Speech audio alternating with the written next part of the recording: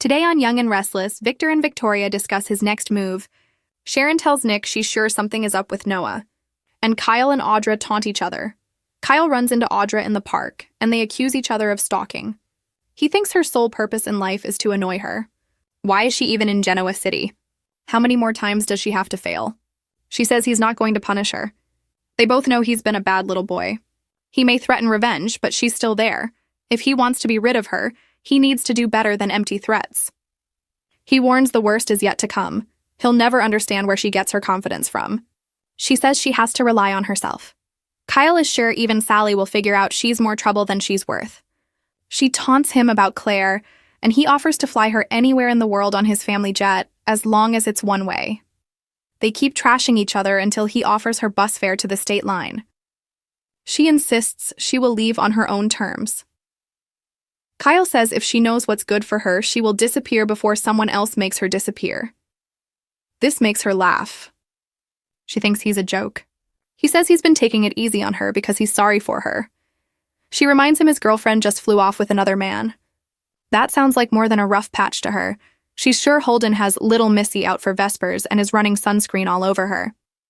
Audra thinks he's full of anger, jealousy, and sexual frustration.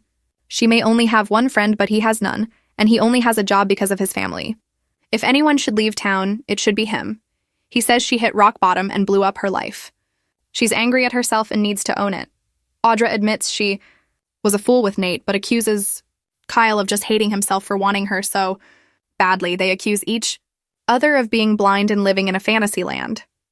He says she's pathetic, and she thinks he's ashamed of how much he wants her. Audra reminds him of how close he was to taking things beyond that kiss. He insists he was playing her the entire time and gloats that Nate thanked him for exposing her. You're stupid, Kyle, but you're not an idiot. Sure, you had questions about the perfume war plan, but the question is, why did you decide to ignore them? She says, accusing him of being a player who loves the game. That's why he finds her more alluring than Claire. She says he needs to accept the kind of man he really is and storms off. Nick stops by Crimson Lights, where Sharon assures him she's packed and ready to fly to LA. She starts listing all the pumpkin drinks she's unrolling. Nick explains that he may miss the flight because his dad has summoned him to the ranch. He also needs to pack and suggests she fly to LA on her own. She agrees, but he better not keep her waiting long. She admits she's worried about how off Noah seems lately. She has a mom sense that there is more to this than their son needing their business advice. Sharon wonders if Nick might get dragged into the Kane battle and not make it to LA at all. Nick isn't convinced Kane is more than talk. They chat about their time in Nice, and then he asks after Mariah. She says she's in a clinic in Boston. She wishes she knew what was tormenting her. Nick urges her to follow her own advice and focus on herself. Sharon has a terrible feeling that what Mariah is going through is about to get way worse. She thought about calling the clinic, but that would be a violation of trust.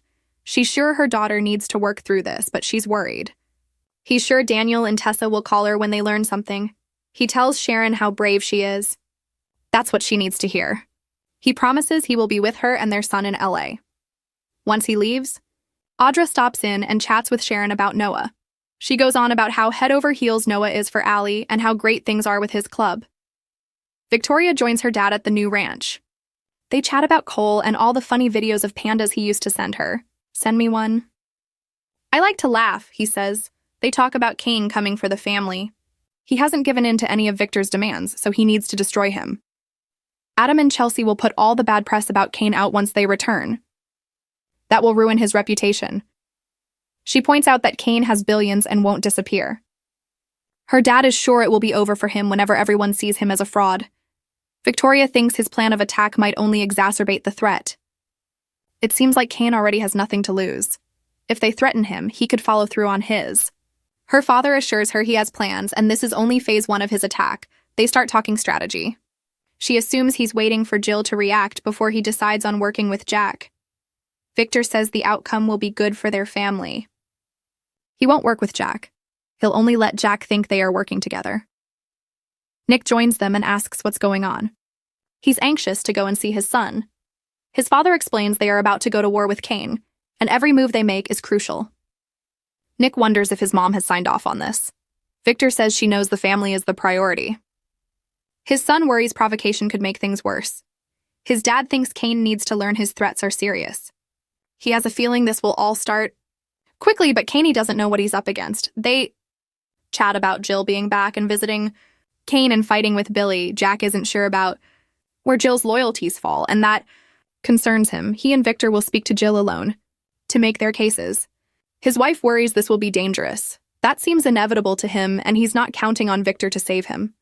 She continues to worry he's losing control, but Jack promises she doesn't have to be scared. They rehash Jill's complicated relationship with her son and with Jack. He can't believe that she will allow Kane to sink Jabot or Chancellor. Diane admits not much. We'll put her mind at ease until this business with Kane is over. He notices she also seems worried about their son. She knows he's heartbroken over losing Claire. Jack thought Kyle was holding out hope. Diane feels guilty because their son seems to think they blame him. Her husband admits it was mostly their son's fault. She's surprised to hear him say that. Jack thinks he's just being realistic. They've noticed how much coddling their son does him no favors. Diane still can't stand to see her son in pain. Tough love is hard and could make things worse. Diane suspects their son will take out his anger on Holden and Audra. He suggests she show some restraint with Audra herself. Kyle walks in and announces he is back on his feet and ready to fight since Claire sandbagged him. He's determined to follow his gut now. He's not waiting around to let Holden take Claire away. He's going to LA to win her back. Love Young and Restless spoilers? Join our vibrant Facebook community, Young and Restless Canadian Day Ahead Recaps. Your go-to spot for spoilers, in-depth day-ahead Canadian recaps, and all the latest Genoa City gossip.